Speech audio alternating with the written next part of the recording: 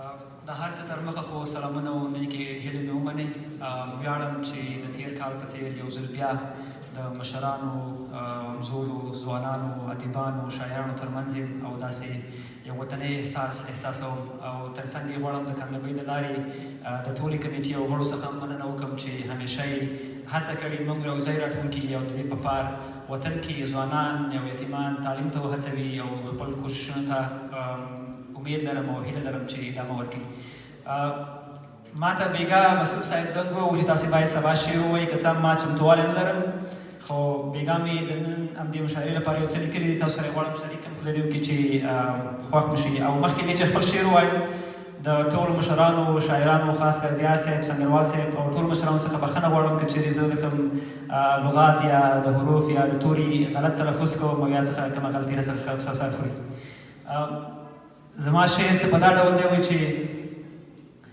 وجود کی وینه وچه خو قلم کې رنګ لرم، وجود کی وینه وچه خو قلم کې رنګ لرم، غریب دی یم خیر دی غیرتي یم ننګ لرم،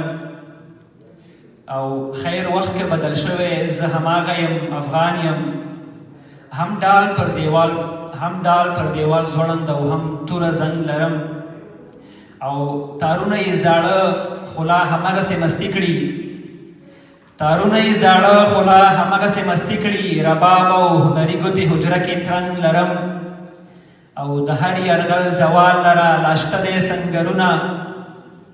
د هر یرغل زوال لره لاشته دی سنګرونه، لا غږ د ملنجان ژوندی کونړ ګړنګ لرم، او له ډېرو پکې پاتې شوې تنې د چا سرونه، له ډېرو پکې پاتې شوې تنې د چا سرونه، هم دښتې مې ګوا دي لا مې غرونه دنګ لرم، او غرواله ورته وایه که وخت راغی بیا به ګورو،